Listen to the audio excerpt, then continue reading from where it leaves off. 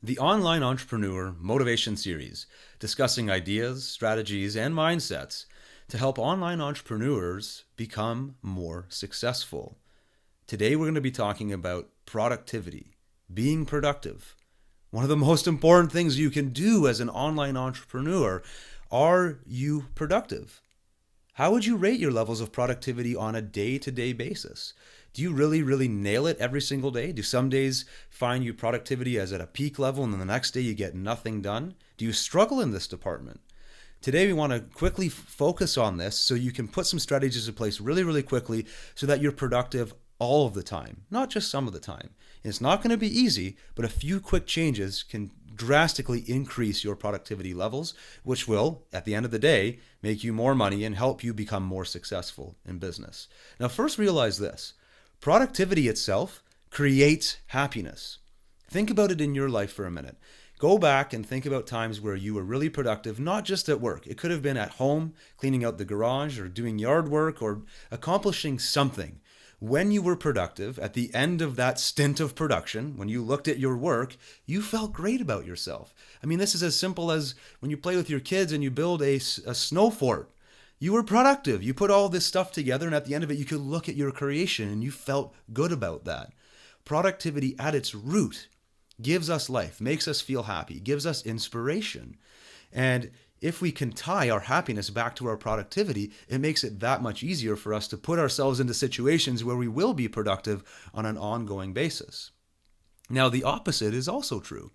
If you're not productive, then you usually feel pretty miserable. If you have people in your life that are miserable and constantly bringing you down, take a look at their levels of productivity. And I bet you won't be surprised when you see that they're not as productive. They're stuck in a rut.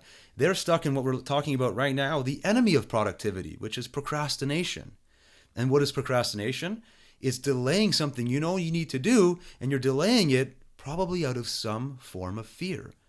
It could be just fear of the pain of doing it because you really don't like writing, you don't like confronting somebody, or it could be rooted in some other fear where you're really going to be putting yourself out there. You're not getting your work done, your book done because somebody else is going to now be in a position to judge your work. And so instead of doing this thing that you should be doing, that's going to make you productive and grow your life and business, you're doing something else like checking email that you rationalize in your mind is also an equally important task when it's nowhere near as important as this productive task that you should be doing right now. And your body, our bodies are naturally built this way. We feel horrible when we're not productive. And procrastination makes us feel horrible. So the only antidote is to turn it around and become productive. And that's the key. The key is real productivity comes from the necessity to deliver.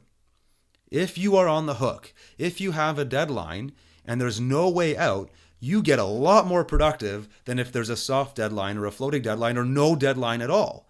Think about any time you've set a project for yourself. If there was a deadline and there were people waiting on you, you got it done. If there was nobody waiting, you didn't get it done. Maybe you did, but you're an extraordinary individual. Chances are you did not get it done.